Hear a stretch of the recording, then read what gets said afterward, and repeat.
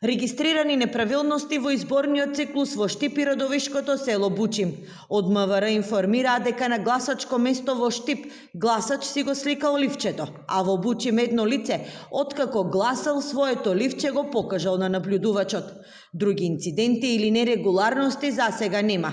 Во меѓувреме се зголемува излезноста, а рекордери се пробиштипјани. И во Кочани изборите се одвиваат во најдобар ред. Сите избирачки места се отворени во 7 часот. За сега немаме никакви проблеми, немаме поплаки ниту од избирачките одбори, ниту од гласачите.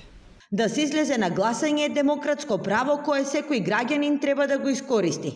Гласајќи придонесуваме за подобра иднина, коментираат гласачите за кои овие избори се надеж за подобар живот. Да се зголемат пензиите, да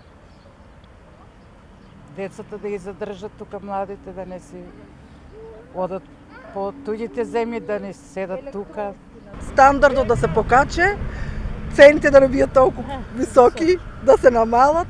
Треба да се отворат нови фабрики за млади, за сите. Во источниот дел во првиот круг од овие преседателски избори со право на глас се 163.875 граѓани.